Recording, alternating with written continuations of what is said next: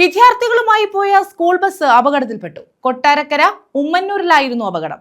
Arkannoor vocational higher secondary സ്കൂളിലെ ബസ്സാണ് അപകടത്തിൽപ്പെട്ടത്. 7 വിദ്യാർത്ഥികൾക്ക് പരിക്കേറ്റു. കൊട്ടാരക്കര ഉമ്മന്നൂരിലാണ് വിദ്യാർത്ഥികളുമായി പോയ സ്കൂൾ ബസ് അപകടത്തിൽപ്പെട്ടത്.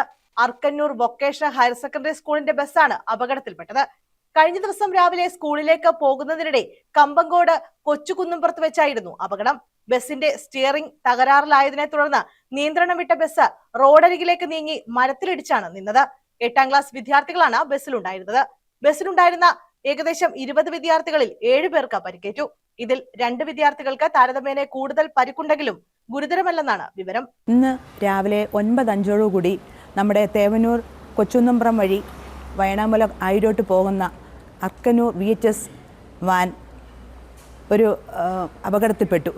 കാരണം വണ്ടി ഓടിച്ച് വരുന്ന വഴിക്ക് സ്റ്റിയറിങ് സ്റ്റക്കാവുകയും വന്ന് ഇടിച്ച് ഒരു മരമായിട്ട് ഇടിച്ച് നിൽക്കുകയും ചെയ്തു. ഇതുമായിട്ട് ബന്ധപ്പെട്ട് കുഞ്ഞുങ്ങൾക്ക് നിസ്സാരമായ പരിക്കുകളുണ്ടായിരുന്നു. ഇത് ഉടൻ തന്നെ ഞാനും സമീപവാസികളുമായിട്ട് ഇടപെട്ട് ഉടൻ തന്നെ നമ്മൾ ഹോസ്പിറ്റലിൽ എത്തിക്കുകയുണ്ടായി.